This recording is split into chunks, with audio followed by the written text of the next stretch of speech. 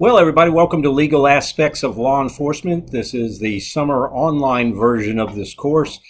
Just to let you know, we've got a 16-week course that we're going to be looking at in 5 weeks. So just get ready to, get to work because in order to complete the 16 weeks worth of material in 5 weeks, you're really going to have to knuckle down, and there are a lot of very hard deadlines that you're going to have to meet.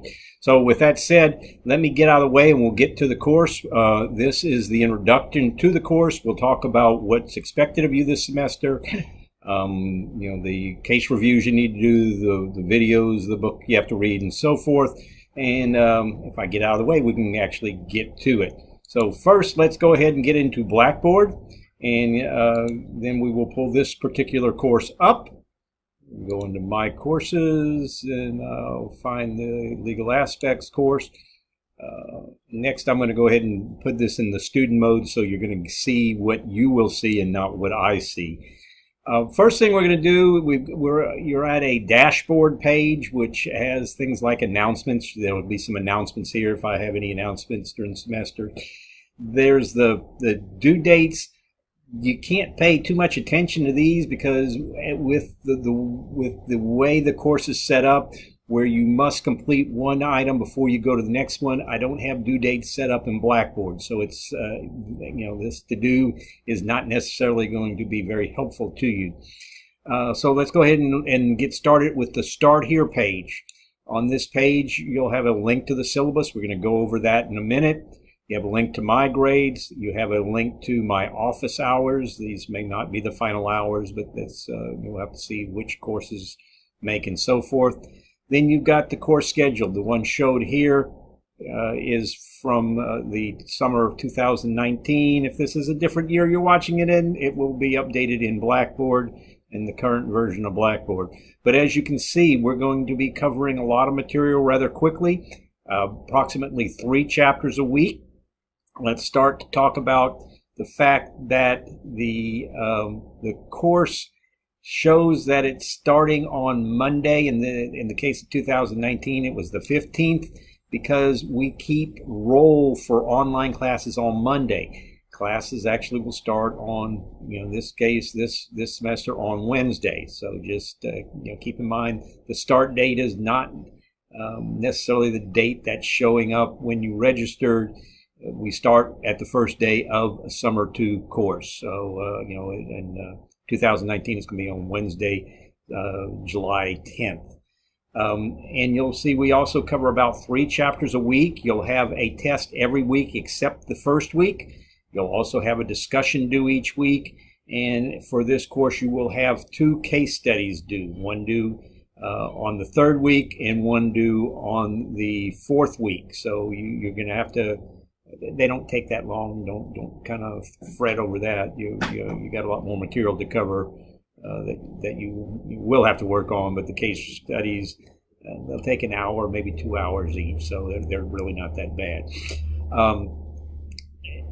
On this schedule that I show, I've got kind of a suggested deadline. The way the course is going to work, and we'll go over this more detail in the syllabus.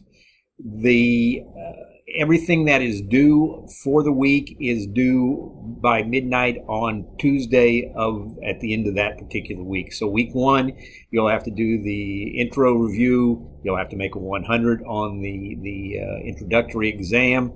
You'll also have to take the quizzes, watch the chapter, take the quizzes on chapters 1, 2, and 3. Complete the introduction discussion and complete the discussion number 1, which is actually going to be more of a case review for you. But again, we'll spend a little more time on that in a few minutes. Just want to emphasize, if it's due that week, you just got some suggested days for you to get them done. But if they're not done by, Tuesday at midnight, realistically, if you get them done before 7 a.m. Wednesday morning, I'd get up around 5, but I'm not going to be looking at the material. But by 7, I probably will be looking at this. And if they're not done when I start looking, then that will be counted as late. There are some major repercussions for that. If you have more more than 1 week with any late assignments, then you can't make an A in the course. So, if you can't meet these deadlines, a 5-week summer course is probably not for you. So just kind of keep that in mind. The next thing on this page is a link to the book. It is going to be Criminal Procedures for Criminal Justice Professionals. It's made by Cengage, so you can use the Cengage, all access, whatever they call their all access program, to get it for the semester. You can buy it, whatever means you want. Just go ahead and you go to the school bookstore, kind of look around. You'll find it. You're going to probably need it in order to pass the course. I wouldn't want to try it without it. Now we're going to go back to the syllabus. This is kind of the meat and potatoes of the course. And I see I uploaded the wrong version. It should be the PDF version, but this will work. It's opening up for me. And what we've got here is kind of the standard form. It's again a 3-hour credit course. There are 48 lecture hours, just like the 16-week course. It's all crammed into 5 weeks. And I've got a special note at the beginning. This is not a self-paced class. However, if you want to work ahead, you can. You just have to meet the deadline. So if you finish the entire course in week number 1, you can do everything. You can take the final exam the first week. Only thing that you're going to have to go back and do is do follow-up posts to the discussion, because you're probably going to be the only one that finishes all 4 discussions the first week. But you can do it if you want. And again, if you don't think you can meet these weekly deadlines, then this summer course is not for you. The major exams must be taken in a proctored setting, either using a Respondus Lockdown browser with the webcam and microphone, or at the ACC Teaching Center. The introductory quiz will be given using this lockdown browser, so just so you can kind of test it out. And I'll have to get that set up before the courses start, so you can do that. Now, as far as a course description, it is a study of police authority, includes topics of responsibility, constitutional restraints, law of arrest, search and seizure, and police liability. The learning outcomes are understanding the laws of arrest, search, and seizure in order that an officer can be able to conduct him or herself in a legal manner. Develop a critical thinking skills relative to police procedural activities that ensure that due process of law are followed, and reduce the possibility that officers will be involved in civil liability suits that may evolve from unlawful or inappropriate actions. And finally, to develop a clear understanding of concepts of police authority, responsibility, limitations on conduct, and constitutional restraints. There are no prerequisites for the course. The required text, we already talked about it. You can go through the school bookstore to find it. You can search wherever.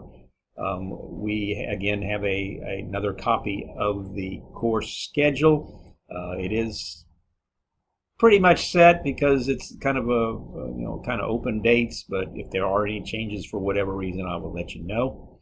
There'll be 3 major exams and a final exam on this course. All exams will be given, again, in that proctored setting that we talked about earlier.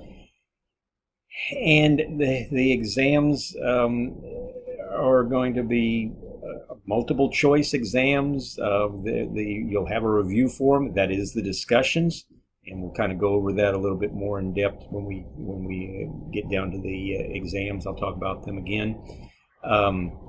Case reviews, you're going to have 2 case reviews, and we're going to go over those when we get back into Blackboard.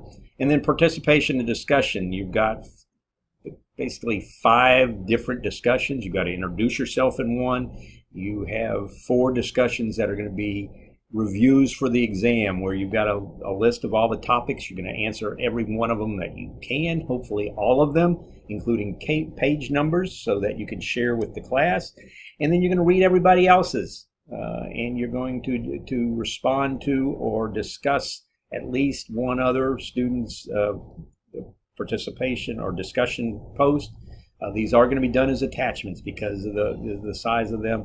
So they will be as attachments. If you're in my other regular online classes, I don't like attachments because I like people to be able to kind of read right in. But with something this size, the attachment will work much better. As far as grading, you've got 3 major exams. They're worth 15% of the grade each for a total of 45%. Your final, which will be comprehensive, it will have new material. The major tests are going to all be 50 questions. The final is going to be 80 questions. 50 questions will cover new material. The other 30 questions will be comprehensive, covering the first 3 exams. So just kind of keep that in mind. The case reviews, they'll be worth 10% of your grade, 5% each for the total for both of them, or 10%. And your quiz total, your quiz average will be worth 15% of your grade. That participation discussion will be worth 10% of your grade. Now we'll talk a little bit about the classroom attendance. Again, you're not in class in an online class, but your participation is very important. Your participation is going to be gauged, your attendance is going to be gauged by meeting course deadlines. There'll be multiple assignments due each week. You'll have usually 3 chapters to cover, maybe 4. You'll have a test. You may have a case review due that week. I mean, you may have, you will have a discussion due every week, but the final week. So if you don't do anything during that week, don't turn anything in, don't get anything submitted in a timely manner, you will be marked on that Monday when we do attendance. You'll be marked absent. If you get everything but one item done on time, then you're going to be marked as late. So you need to get everything done. Now, the way this is going to work, there will be an attendance grade. You're going to start out with 100. Everybody will have a 100. If you don't turn anything in during the week and you're marked absent, you will lose 20 points off of this attendance grade. If you have any items that were due that were not completed, just one item not completed, will be considered late, and you will lose 10 points off of your attendance grade. The attendance grade is very important. If you have an attendance grade of A, which is either 90 or 100, then you can make an A in the course. So whatever your average is for that semester, that will be the grade that you will get for the course. So if you got a 92 average, then you got completed everything, or you were late just one with assignment 1 week, then you would still get an A in the course.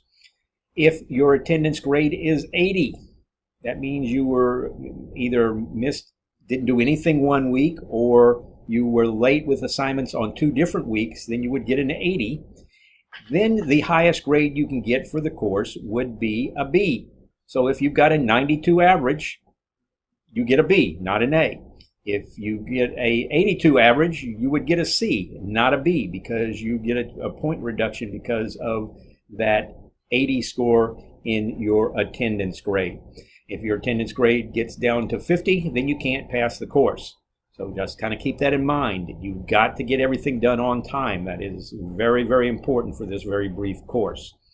So, just kind of remember that. The rest of the syllabus is pretty much standard college template.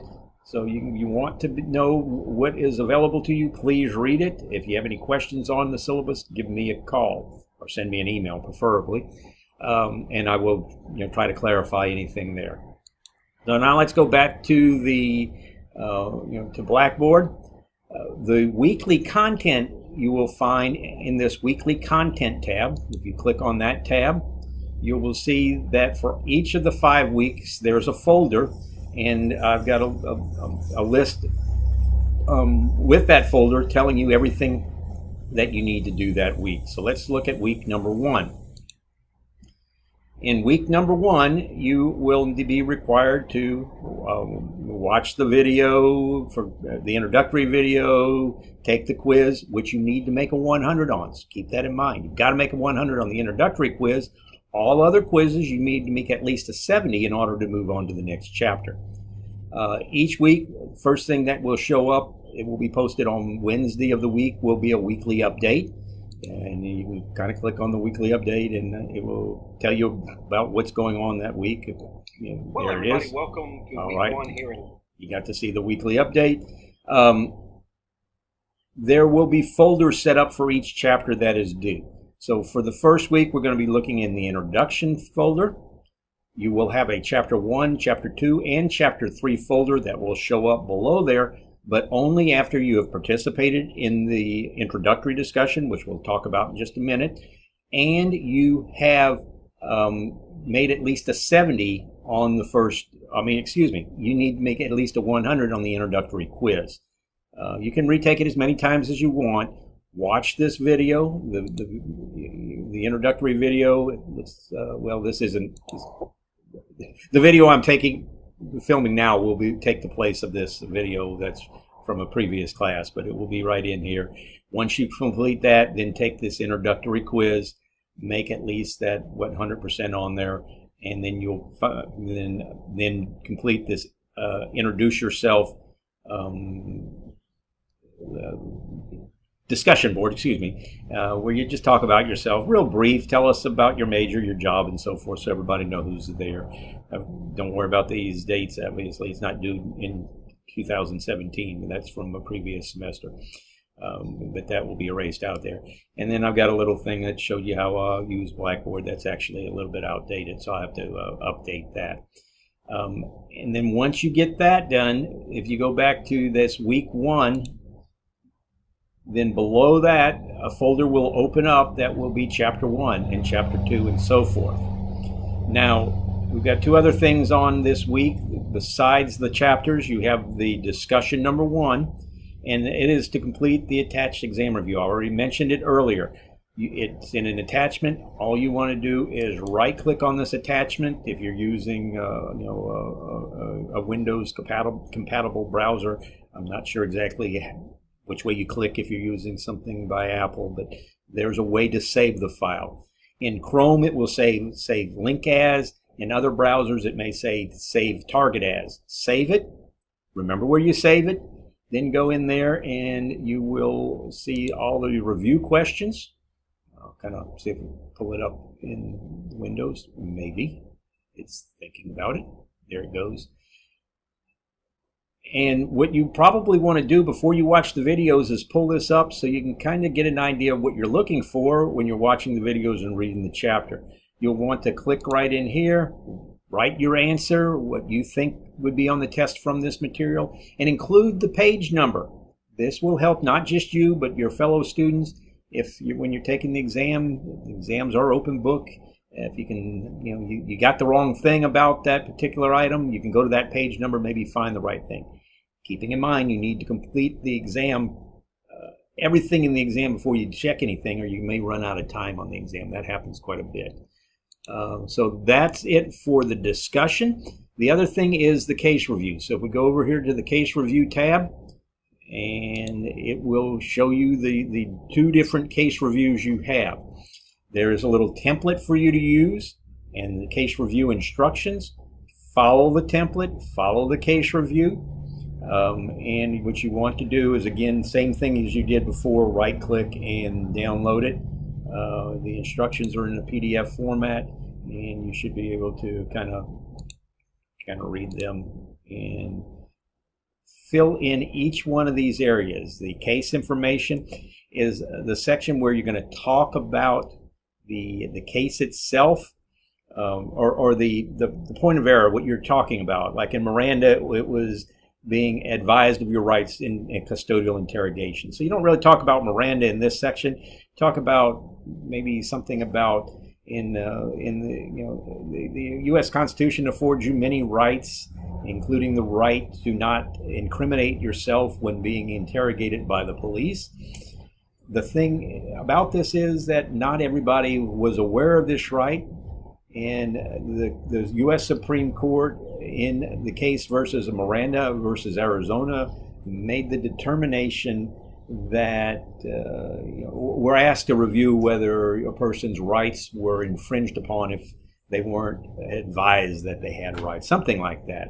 Then you'll do a factual summary, talk about the case, how it got to the court, how it was appealed, and so forth.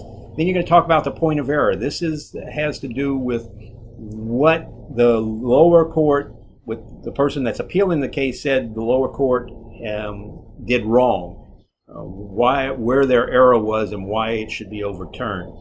The holdings, what the judges ruled, and not just what they ruled, but give us the reason why they ruled that way.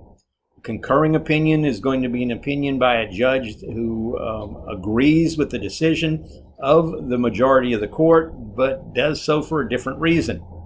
And then a dissenting opinion is going to be an opinion by somebody who disagrees with the court, and they'll give you their reason. And then finally, the conclusion, wrap everything up and tell us what effect this would have on law enforcement today, or something of that nature.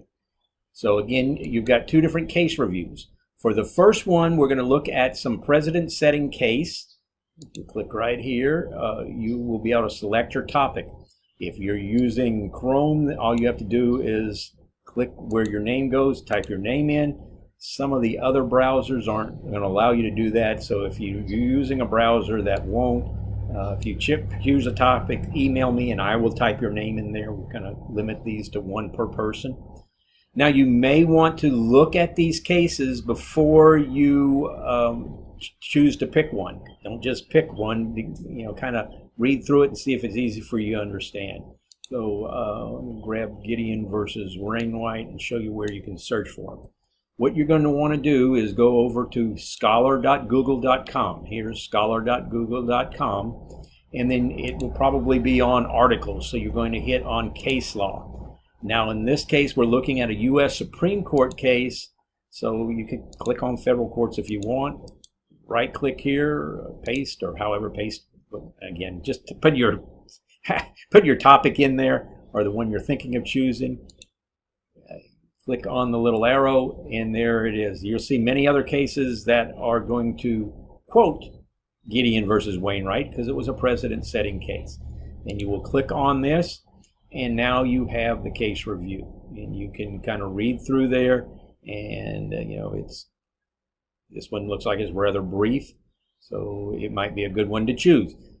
Just kind of read through it and see if you can find all those things that are required for it. So if it's a good topic for you. Now go back to the second topic. Is a little bit different. In this topic number 2, I'm not giving you a case, I'm giving you a topic, and you want to search for something within that topic and find a court decision where the main part of the point of error has to do with the topic that you're looking for. So let's say we're going to look at wiretaps. We're going to go back over here. Now, one thing I need to let you know that it is important that the second case review is from the Texas Court of Criminal Appeals and Texas Court of Criminal Appeals only. So what you want to do when you're on this Google Scholar page, click on Select Courts, and then come down to Texas, and then click on Court of Criminal Appeals, Texas Court of Criminal Appeals. Don't pick any of these others. Just the Texas Court of Criminal Appeals. Click on Done. And now when you put your case in there, it will only, or your information, it will only search on the Texas Court of Criminal Appeals. Now we went with wiretap. It actually puts it as one word. And you can see there's 3 different pages of these.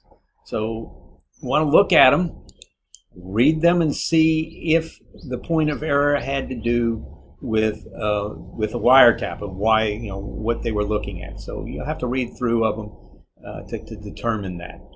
But again, make sure it's the Texas Court of Criminal Appeals. What will happen if you give me one that's from a different state, U.S. Supreme Court, anything like that, I will say, hey, you did a good job on this, but you need to do it with the assignment. You're going to have to come back and actually follow the instructions and resubmit it. So you don't want to do that. Because you'll be doing a lot of work for nothing. Well, that covers pretty much what we're going to be doing this semester. What I need you to do once you watch this is go right below this video, unless you're watching this from, because I'll email a link to this video out. But if you're in Blackboard, right below this will be the actual quiz for you to take. Make sure you make 100 on it, so everything else will become visible. You will have multiple attempts if you don't do it right. And just kind of a hint, the questions don't change. The question order does. So if you take the quiz and get something wrong, make a note of what you got wrong and look it up, and then go back and take it again. It shouldn't take you more than 2 tries. Some people kind of rush into things. I've seen them take 3 or 4 different tries to complete this. But, again, you'll get it done. And the rest of the quizzes this semester, you only need a 70 on.